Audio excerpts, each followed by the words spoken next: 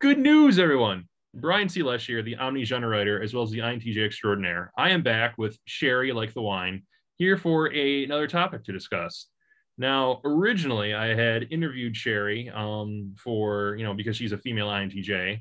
Unfortunately, we had a bit of a technical issue, as I hopefully will have explained in the second part of the interview. I haven't edited it yet, so I don't know what has occurred. So instead of, interviewing Sherry, because Sherry has a lot of interesting things to say, I thought it would be best if she and I just had conversations about interesting things that INTJs are into, and explain why it is that we're into them. This week's or this month's topic is fitness and training. So, Sherry, what do you do to work out? Because I know that you're really big into, working out and fitness and stuff. I am. And you know what? I've been doing this for a really long time.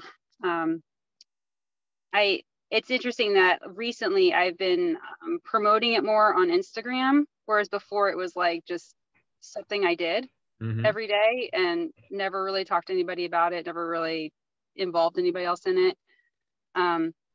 Yeah, so I've been weightlifting probably since I was 19 in some way, shape, or form. Probably more powerlifting when I was in my 20s, but I wouldn't say I was powerlifting smart.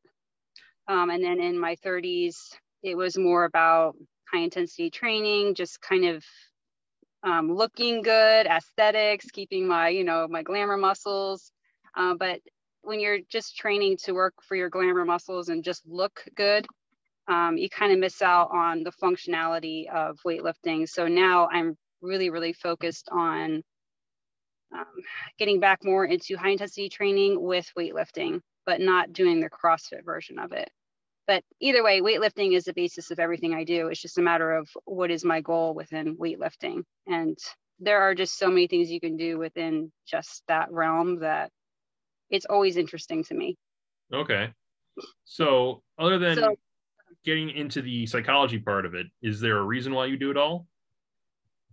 I found something I loved. I'll tell you what got me into weightlifting. I had done 12 years of intensive ballet training when I was like from the age of 6 up into college. And then I got to college and it was like nothing. I had nothing. I was doing ballet training 5-6 days a week with dance troops and all that kind of stuff. And all of a sudden there was nothing. And I thought that I was just naturally skinny or just naturally fit. Well, no, I was doing really high intensity ballet training. Anyway, so when I got to college, I took a class. They made you take like a gym class like every semester, which is kind of weird actually. I took one in weightlifting and I was just hooked after that. I just thought it was like amazing. And then I was able to maintain the muscle mass that I had had from ballet. And it just kind of evolved from there. So just anything to kind of work towards, but at the same time, I just work out to work out. It makes my brain feel better. It's my time to escape mentally. I'm not in competition with anybody. I don't have to make anybody happy about it. It's just my time to myself. I don't know. I do a lot of zoning out when I'm working out. And that's actually kind of an issue now is that training for the tactical games, I have to be more mindful of what I'm doing and being more thinking about technical things now while I'm working out. I can't just space out anymore. So that's been a challenge. Because you don't have to be smart to work out. You just need to not hurt yourself. But having to think clearly when you're like huffing and puffing and feel like you're going to double over and, pass out from like, because your heart's rate so high. And then you got to think clearly. That's really hard. So that's kind of what I'm working on now. Okay. But I would say this is probably the first time in my life I've had a really very specific competitive goal for what I'm doing. Which is the tactical games. Which is tactical games, yeah. So what are the tactical games for those who don't know? They're kind of like, so if you took weightlifting, I want to say there's a lot of law enforcement officer type of physical fitness training as part of it. So there's a lot of sandbag lifting, deadlifting, climbing ropes. There's a little bit of Spartan race kind of stuff in it, but it's actually more just they make you work out first, and then you get to shoot your guns. So you're basically shooting your guns under duress. Okay. And then they work you really, really hard. So, and the thing is that when you get there, you don't know what they're going to make you do until that day or till that heat. There's still some things I'm a little sketchy on about it. They keep it a little secretive for a reason, because they don't want you to know what they're going to do to you or make you do. So that you don't condition for it. Well, yeah, exactly. Like you're just going to, like if you knew so it's 2 days, it usually runs for 2 days. And if I knew I was just going to be running and deadlifting and climbing ropes, you're right. Like maybe that's all I would work on. But you need to be well conditioned in all kind of areas. And I realized that with all the weightlifting I've been doing, I haven't really worked on being functional and lifting heavy things in a way that's cumbersome. Everything so far has been very specific to a bar or to plates. It hasn't been sandbags. It hasn't been like awkward, like Atlas stones or anything like that. So actually it's been a lot of fun getting started into training for this. And 2 other people I know that are going to be at the same tactical games I am, we're kind of friendly competition with each other. They're trying to help me get better at what I'm doing, because I'm not used to this kind of training. I'm not used to, and then having to like go and do sprints in between sets. Like normally I just do my sets and then I run after I'm done. Now it's like, I got to throw in some runs, some sprints, some rowing, I don't know, stuff like that. Okay. Have you needed to change your diet at all for this? Yes, that, yeah. I'm not used to this kind of, like I said, I'm not used to this kind of training. So yes, I'm currently reconstructing my diet because I'm thinking I'm not getting enough iron. For the last 2 years, I haven't been thinking much about eating meat. So I need to get back into that again.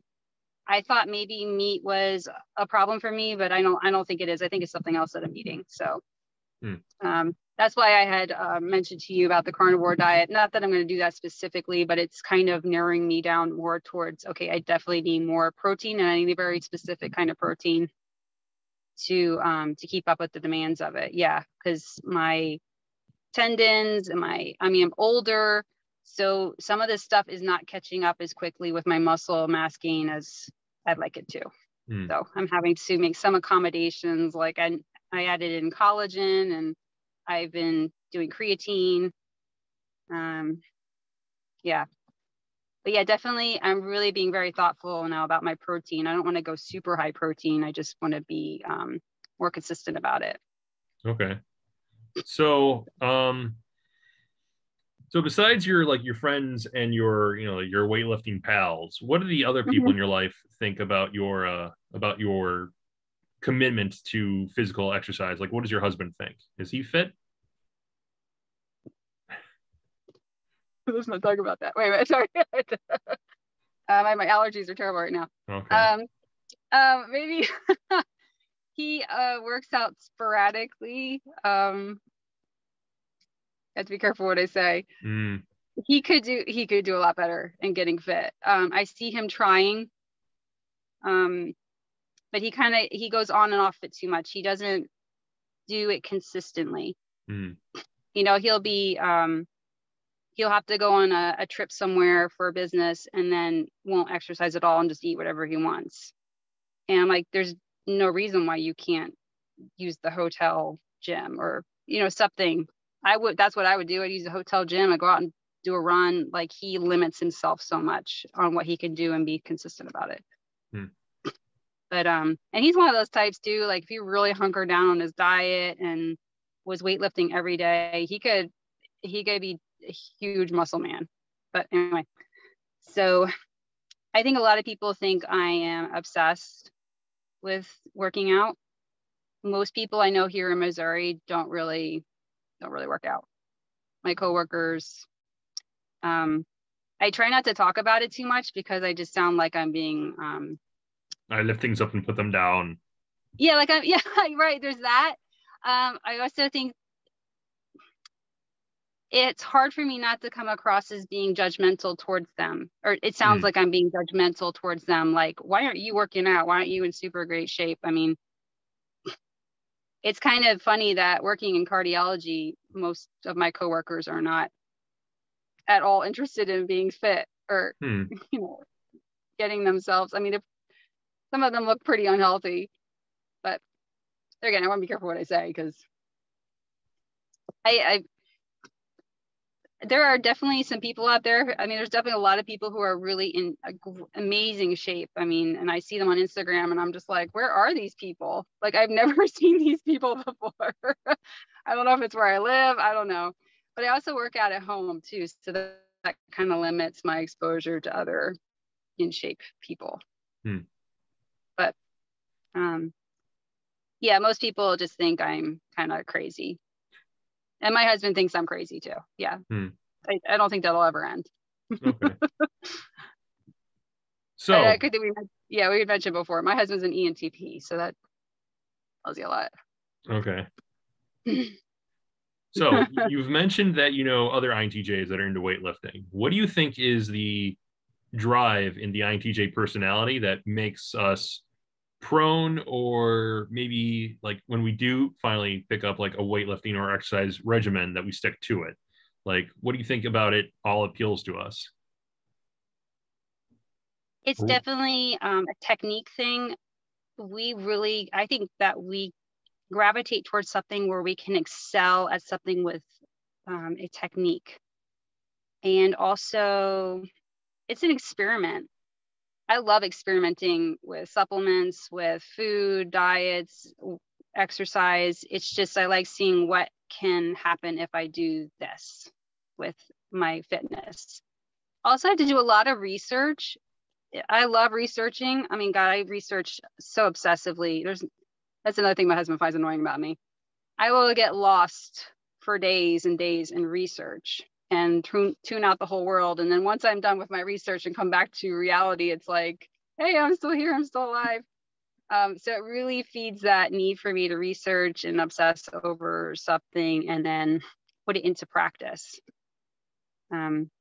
Yeah, I've noticed for myself that I like anything that requires a high level of technical skill, like shooting, ballet, weightlifting.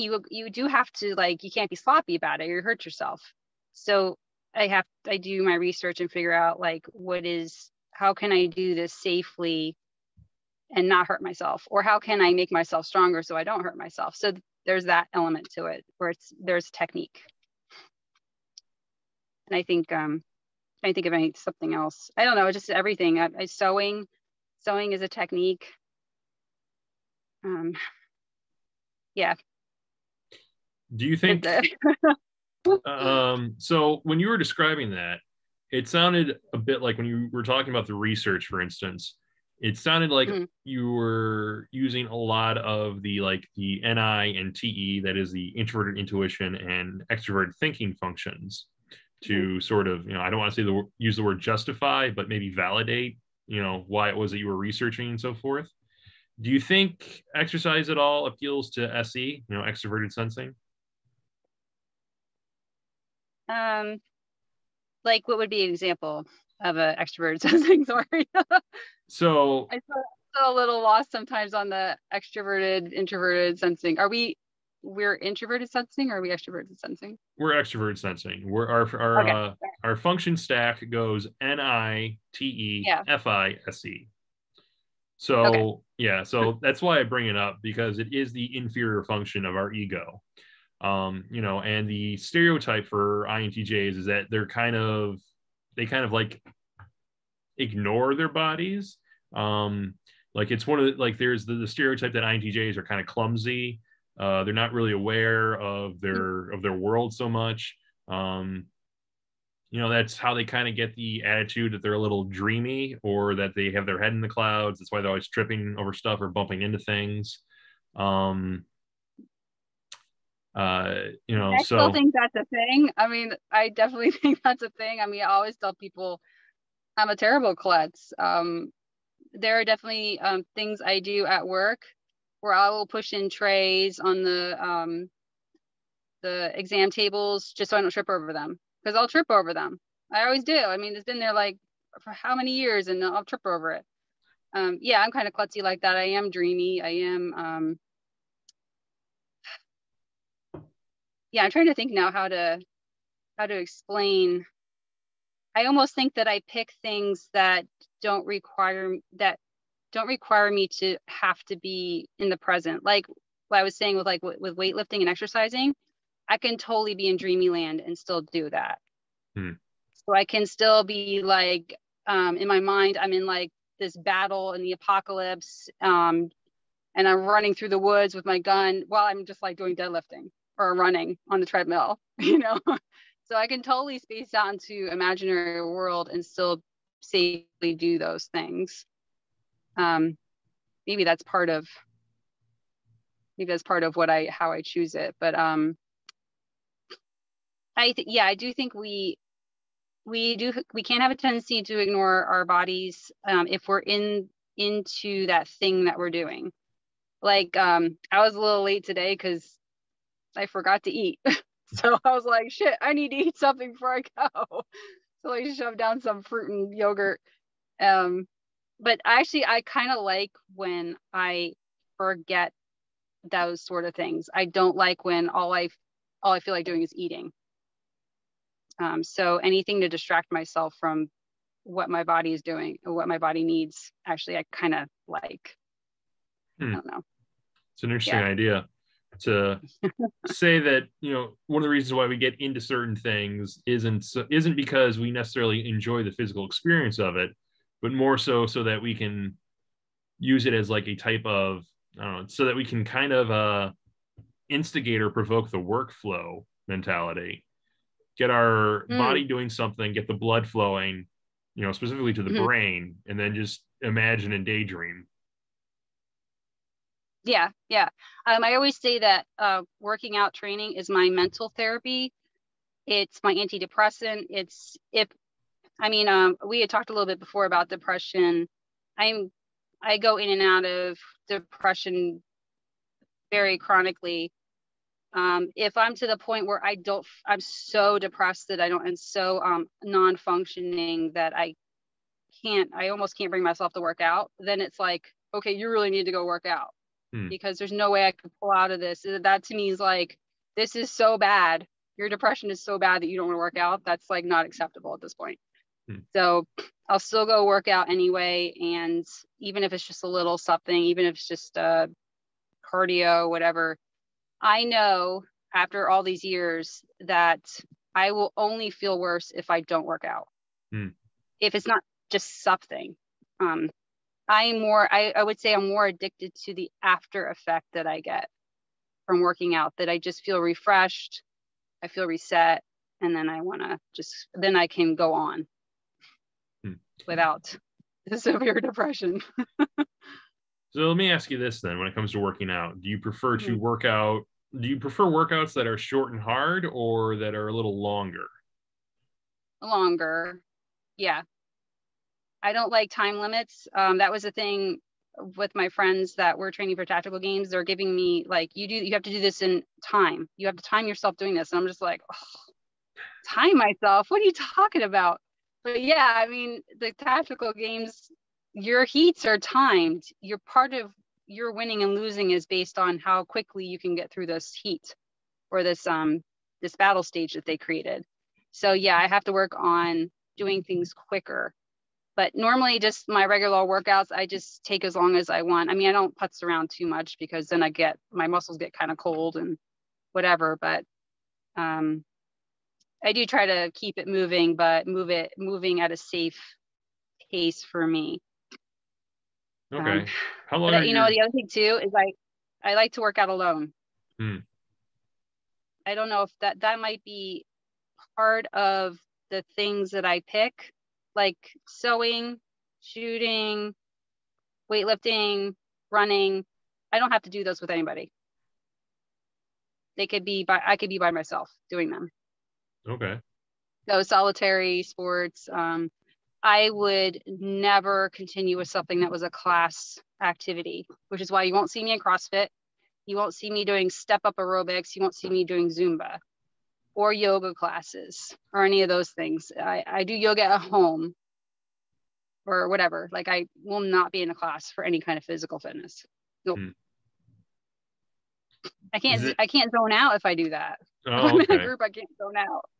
Or and I don't like people telling me what to do. Like, this is my time. Don't tell me what to do. So, okay, so let me ask you this then. How long are your workouts usually, and how often do you work out? Now that I am working out in the evening, they have unfortunately gotten much longer. And I would say probably I'm trying to keep it to 2 hours. And the 2 hours includes cardio, half an hour cardio. Okay. So I'm trying to, if I'm having like a really great weightlifting session, I'm going to keep it going until I can't move anymore. And then I do cardio. That could be an hour. It could be even 2 hours. There again, I try not to time myself. I don't like to feel any kind of pressure to stop my workout or stop that training session to move on to something else to meet a time. Okay. So I work out at least 5 days a week. I always take off Friday, never work out Friday night. I can't even if I wanted to. I'm so dead by that day. And sometimes I'll take off Sunday. If I don't take off Sunday, then there'll be another day of the week that I'll take off because something is going on that evening. Okay. Like a Wednesday evening or something. And cardio, I do cardio when I can do cardio. Like, I will do cardio until my body falls apart. And then that next night, I'm like, okay, tonight you don't need to do cardio. You did cardio how many days in a row? And cardio is really just keeping up my stamina. I'm just increasing my speed. It's not really for weight loss or anything like that. I just don't want to lose what I already have because it is really, really hard for me to build up any kind of endurance. Huh. Interesting. So, yeah. So, what sort of exercises do you do right now, and how much weight are you moving? Well, let me think how to explain that. So I have to make sure that in order to make more gains, I have to do each, like if we're talking upper body versus lower body, and then you got the core mixed in, I have to do upper twice a week and I have to do lower twice a week within, like, let's say a 7-day period. Okay. So, you know, and it just depends. If I had a really, really massively hard leg workout, I may not add another one in for the rest of that week. Okay. It just depends on how much breaking down did I do for myself. And also, like, maybe the second leg workout of the week, I'm doing something completely different. Maybe it's more recovery. Maybe it's more like my physical therapy exercises or something like that. And then upper body, I think how to, you see, the problem is that I don't write any of this down. It's not, I figure out what I'm going to do, but I try to keep it as intuitive as possible. I just always have a running idea of what I have or haven't worked on in a while. And then I try to stick with something I'm working on for at least a month until I get to the point where I'm happy with it. Like a few months, or like maybe about 6 months ago, I was working on being able to do what they call windshield wipers, where you're hanging from a bar and then you get your butt up level and then your legs go back and forth. So like things like that, I'll pick something to work on that I know will help me with other exercises, or I will do other exercises to get myself to that point where I can do these types of lifts or workouts. So weight wise,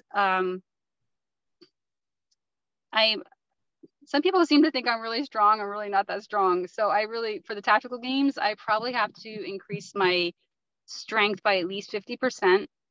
So let's say right now, if I've got a hex bar or I'm doing like a farmer's carry where I've got heavy weight on each hand, I need to be able to lift 100 on one hand and 100 on another hand. And at this point, I'm only to like 55 pounds on each hand. So I have very weak grip. I have arthritis in my hands. A lot of people are telling me it is very possible to increase your grip strength. I kind of don't believe it, but working on that too.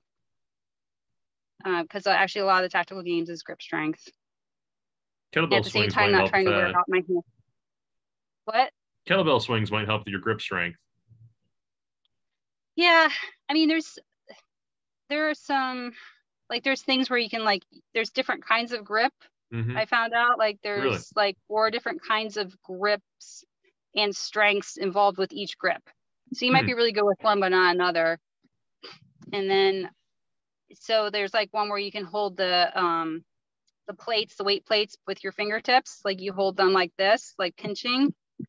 And then there's just the actual gripping, like if you're doing bicep curls, that like when you curl, you really have to actually grip hard, like white knuckle it while you're lifting, and then it'll work your forearms and all that. I'm still, that's actually my current research right now, is figuring out how to increase my grip strength. Because it's going to be a lot of carrying of weight with my hands and then having to shoot and be able to shoot well. And some of the guns that I shoot with, I have to have a really good strong grip on them. So that should be interesting. Anyway, so so I have to increase my weight. And something like a leg press, which is really it's kind of fun to just watch the weight go up and up and up on a leg press, because it's amazing how much weight we can actually press with our legs, because the legs are such a strong part of our bodies. I can go up to 450 pounds on that, which is actually like maybe about 6 months ago, I was only doing 300 pounds. So that doesn't sound like a huge gain, I guess, but for me, that was like a massive gain for me to get back to that. Because when I was in my 20s, I was pushing like 550 pounds on the leg press. Jeez.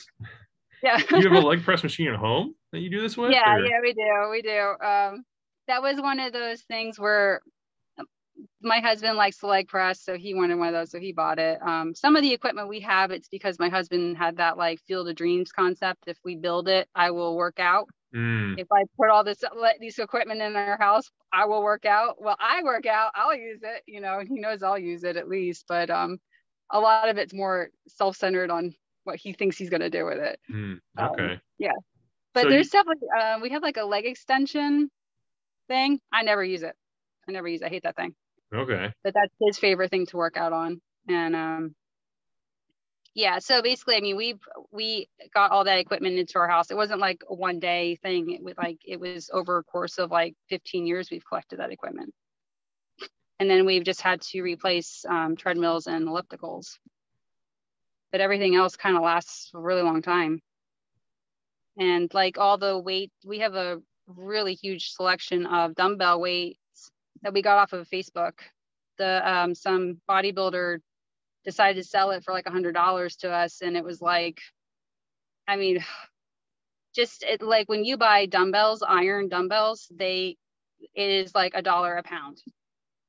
So when you think we have them like from 8 pounds all the way up to 65 pounds, like every single increment. I mean, it's a lot of $100 was really like a steal. Yeah. So anyway, that's kind of how we came across a lot of that stuff. I understand that it's actually a huge investment to get like the plates, the weight plates, and the dumbbells. So I do like to work out more with dumbbells and weight plates. I have not been using like a squat bar. I don't do that right now. I do everything like with a hex bar. And then the Olympic bar I do use for other things, but not for squats at this point. So and then I've really increased what I can bench press. And when I say bench press, I mean incline press. I haven't gone back to actual flat bench pressing in a really long time. I make up for that doing push-ups. So just having to increase my strength where I can do I have a lot of endurance to do lots of push-ups with a plate carrier on, which is about 12 pounds, and then adding maybe some more weight so I can push up with all my other equipment on me. So it's not just like, can I do 15 push-ups by body weight? I have to actually add weight to it. And then I do bench pressing with incline dumbbells. That's to protect myself. Hey everyone, Brian Sulesh here. I just wanted to take a moment to tell you all about my t-shirts as well as my books. My t-shirt business is called Transcendent Tees, and it's all about making inspirational t-shirts or t-shirts with inspirational messages. You can check it out at transcendenttees.store. I have a lot of designs to choose from, and they're not just restricted to t-shirts. I also have a lot of posters and stickers, and there are a couple designs that are only posters or stickers. Anyway, as far as my books go, I currently have 3 books that are self-published. They're all available on Amazon. Count them up. 1, 2, 3. They are Tales of Romance, Unlikely Lovers, which is a romance anthology, Tales of Horror, Macabre Monsters of Michigan, which is a horror anthology, and then Timeless, Fairy Tales for the Ages, which is a fairy tale anthology. All 3 titles are available in ebook, paperback, and hardcover format. You can find them at the link below. Anyway. So what it sounds like to me is, I'm very limited in what I can do and what I have. I've got one 25-pound kettlebell. I have 2 35-pound kettlebells, and then 2 50-pound dumbbells. Yeah. And I only have limited room in which to work out in. But it seems to me somewhat that if I could increase what I have access to, I might be able to do a lot more than what I'm currently doing. Because it seems to me like you're able to do a lot with what you have. Yeah, I have a lot to increase on. I think at this point with the leg press, I have to use. No, I've got a few more plates I can use before I've maxed out all the weights we have that I can put on the leg press. I would say, like, if you limit the amount of weight you have available to you to weightlift with, you'll never progress past that. You'll always that will always be your limit because you don't have anything else to have with you. I mean, unless what you want to do is get like one of those belts where you can hang weight from your waist, you can add weight to the rest of your body, you get like a weighted vest or something like that. Those are other options too. But I mean, if you have got to the point where push-ups, pull-ups, and planks are super easy because it's just your body weight, then that's a signal to progress then to actually doing weights. Or you could do incline push-ups, or not incline, is it decline push-ups? Can increase shoulder strength. So get that strong with body weight and then move on to actual weights. And then I would say, like, if you've maxed out, like, let's say you're doing goblet squats with your 50-pounder and that's like super easy for you, then like kind of treat yourself that month to like another set of dumbbells. Like every time you've maxed out the weight that you have available to you, go buy yourself a heavier weight or something like that.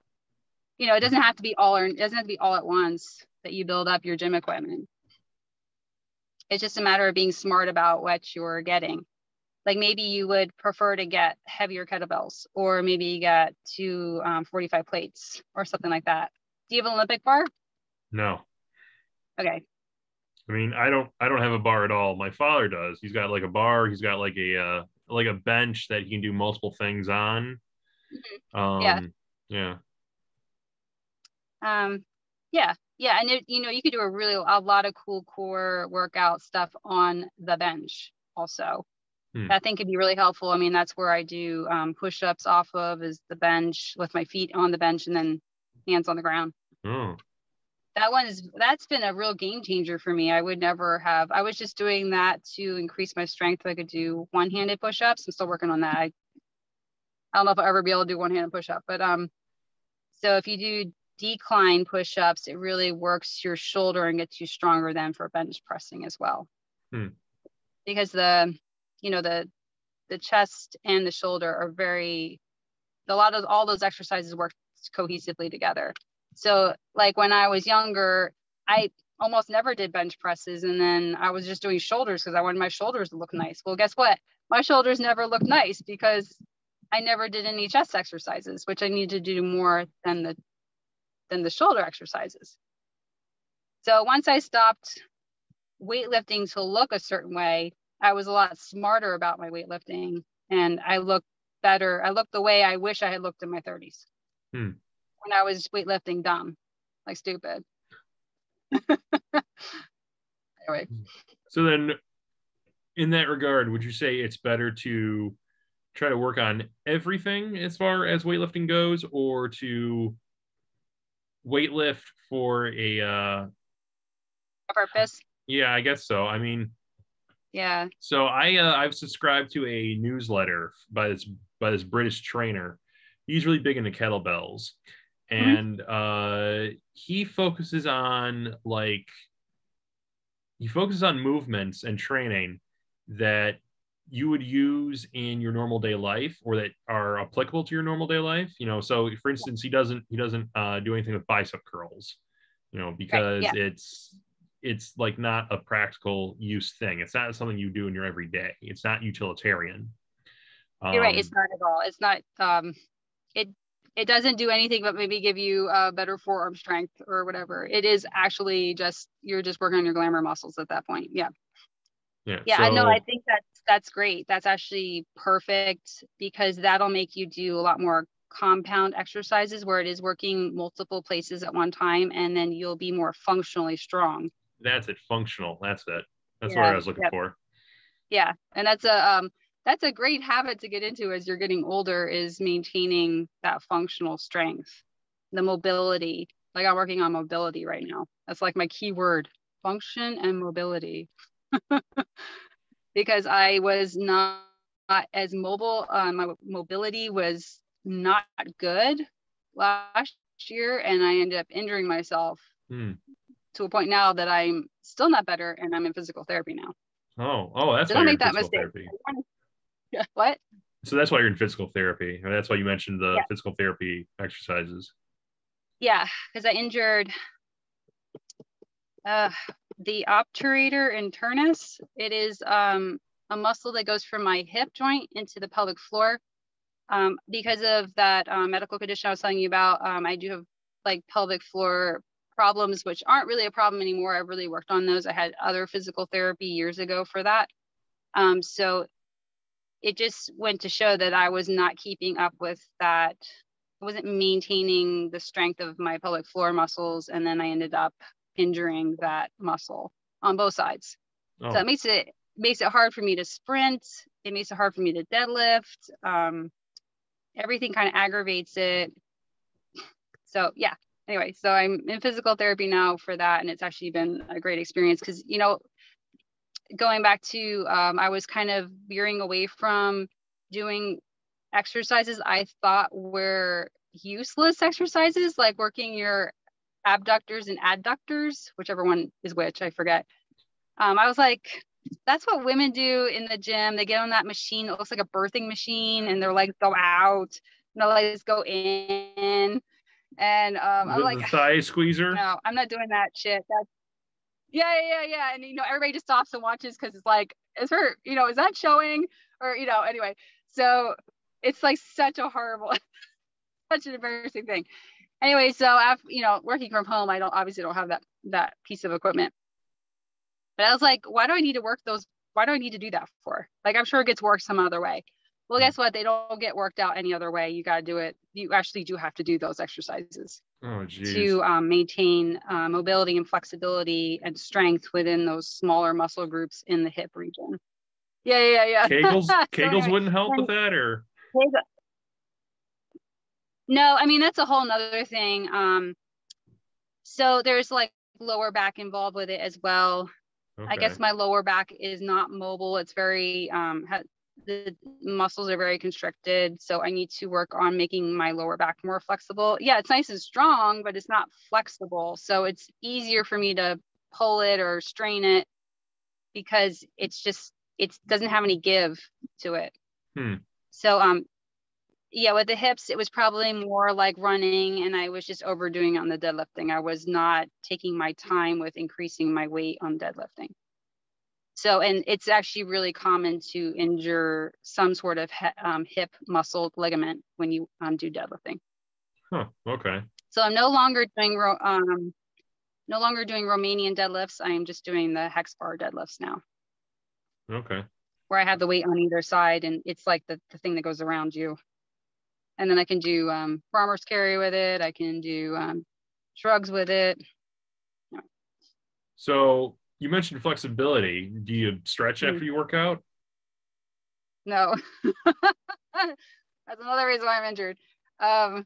I literally just, I used to be really into yoga. At least one day a week I would spend on yoga. After I had my son, I got P90X, and P90X, if anybody remembers that, there's a really great yoga. It's like an hour and a half long, 2 hours almost of yoga. And it's like the most brutal yoga you do in your life. Anyway, so I was really into that for a little bit. And then I don't know, one day I just stopped. So I do have to get back into that very specifically because of the immobility of these areas of my body I'm using so much, like the hips and my back. I couldn't figure out why I couldn't do an overhead squat. So that's the one where you'll see people do a snatch. They'll snatch it up and then they push up and then they squat down. I can't do that. I can't lift the bar in a squat, which I was like, why the heck can't I do this? I mean, I couldn't even lift something with weight, no weight at all over my head while in a squat. So I actually asked my physical therapist about that because that just drove me nuts, that like, why can't I even accomplish this, just the movement, not even with weight? And she's like, well, your lats are too tight. So all the pull-ups and everything I've been doing, it's great. It gives me that strength, but now I don't have the mobility to do these other things that require lat flexibility. And then the lats get tight, and then they actually literally will pull on the pelvic floor muscles as well. Wow. So it, like, all the way down the posterior train will tighten up, and then I can't do that. So she's like, you have to do these stretches before you can do an overhead squat. So anyway, it's definitely been a learning process. And I think that's probably more or less what I enjoy about it more than anything, is that there's always something to learn. Like if you just run, the only thing you ever do is run. I mean, you learn what you learn, and then, you know, you can run great. I like to run, but I would not be my only thing. I'd have to have something more interesting than that. You know, so maybe that's part of why, like, some of these things like weightlifting would be so appealing to INTJs. Because there is always something to change or experiment or learn from it. And it's so you'll see, like, I mean, I've learned over the years, like if I injure myself, it's because I neglected keeping that balance. Like I overworked some part of my body to make it look a certain way, and then neglected the balancing muscle group of it. And then I injured myself. Like with running, you really have to keep your quads and your hamstrings the same strength, and also the area right above your knee has to be at the strength of it has to be equal. Because if you get one side of your quad stronger than the inside, or, you know, something like that, it torques when you run, and then you injure yourself. You end up getting like runner's knee or something. So I have to at least once a week do something where I'm working that lower quad to protect my knee from running. Very interesting. Learning a lot. Yeah. So right, you're like, all these years, it's like, you learn all this stuff, and I'm like, why did I have to learn all this now that I'm old? You know, so now I'm learning something new, how to work out when you're old. Yeah. It's amazing to me because, you know, I don't stretch either, because I just kind of like, I didn't really see the point. Now, you know, people are like, well, it saves you from injuring yourself. Well, I've never really injured myself, so I'm not going to worry about it. And it's just, I don't know, it's just a very it's the same thing to me as like flossing. You know, when you go to the dentist, they tell you to floss and you never do it. And then one day I found out why it actually is important. It's because, you know, it keeps the gums from, you know, swelling and getting like bits of food caught in between your teeth and then causing issues down the road. Well, no one had ever told me that before, so that's why I didn't do it. Someone told me that, and I started doing it. You know, and but at the same time, though, it's kind of like, well, they're professionals. Why don't you just listen to them? Yeah. I think that's us being INTJs. I do the same exact thing. So I found out from a patient years ago that the dentist told him to start using a water pick, right? And you know, water picks, they're always trying to sell you a water pick, and they never tell you why. They don't tell you why you need this water pick that costs $200. Well, this patient finally figured out the dentist actually came, you know, told him that he would drop his blood sugar significantly, his blood sugar counts significantly if he just uses water pick. And the guy was just kind of like, what does my mouth have to do with my diabetes? Anyway, just the fact that he said that to me, it was like, oh, I can see that, because, you know, your mouth is really has a lot to do with your heart health and the health of your body, for like a myriad of reasons. Anyway, so he did it. He used a water pick for like a month, and he said it definitely dropped his blood sugar numbers to a more reasonable range than he had been struggling with that for so long. So anyway, I go to my dental hygienist and I'm just like, is this true? And she's like, oh my God, I wish more people would know that. I was like, well, why don't you just tell us then? Why don't you just say, if you floss or use a water pick, you will, your diabetes will be better, or your heart health will be better, or whatever. Like, why do you got to make it like a money-making scheme? Anyway, I could go on a tirade about dentistry. But yeah, so I'm the kind of person, if you just give me the right reason, if you give me a good why, I'll be happy to do it, but don't just tell me to do it. Yeah. Don't just be like, you got to do this.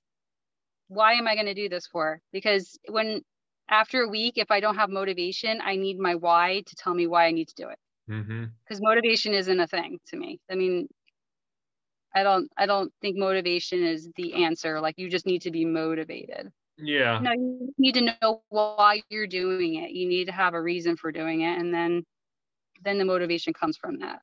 Yeah, in entrepreneurial circles, they talk about how motivation is a feeling, and feelings are transitory. What you need more is discipline. Yeah. But you know, the discipline comes from having an objective or having a reason for it. You know, I'm the kind of person, I can go and work out and have absolutely no reason to work out. I don't even know what you would call that. That's just routine for me, I guess. It's just a routine. Like, what am I going to do with myself if I don't work out? Like, what am I going to do instead? What's going to make me feel like what working out is going to make me feel like? I don't know. So yeah, so discipline, but I think discipline then becomes routine, and then it's like it's not a discipline anymore. But okay, it's funny what you're saying about we just need to know why. We just need to know why we're doing what we're doing. Okay, so Sherry, do you have anything else to add about? You all right? No, I've been having a really hard time with my sinuses, and I overdid it with the decongestants today. So now I'm like dry. Okay. I'm going to start coughing soon. All right then. I forgot my water. Anyway. So let me ask you this then. To wrap up, do you have anything else to say about weightlifting or exercising as it relates to INTJs or our personality or anything like that? I mean, in terms of personality, I don't think weightlifting is for every personality type. And I always want to tell people, just do what you like to do and do it consistently. Even if all you want to do is run, all you want to do is cycle, that's fine. I only get a little frustrated when someone says they want to look a certain way. And I'm like, well, the only way you're going to look like that is if you do like really hardcore weightlifting and run, or, you know what I mean? Like, you can't look like this just being a runner. You can't look like this just being someone who rows on the rowing machine. Anyway, but if they're realistic about what they want to accomplish from their goals or what they want to do with their body to be healthier, then I think they should do what they like to do. I just happen to like weightlifting. I would never tell someone to go do weightlifting when really they just want to do Zumba. You know. I have noticed that weightlifting probably seems a little more complicated and technical for some personality types than others. So I wouldn't suggest that everybody try it if it just seems horrifying to them. But okay. I think it's most interesting. Obviously, it's most interesting to talk about weightlifting because what are you going to talk about with running, right? Yeah. Yeah. Go fast. Go faster. Go go longer. Yeah, just do it a little longer, a little faster this time. Right? Yeah. Okay. Yeah. Well then, Sherry, I definitely appreciate the time. I appreciate everything that you said. Hopefully there were some insights and inspirations for the audience listening in or watching. If you guys want to follow Sherry, you can find her on Instagram at Sherry, SHERI _ like the wine, all one word. You can find me at Brian C. Lesh. All the links will be in the description below. And that's it. So Sherry, thank you for the time. Thank you. Thank you.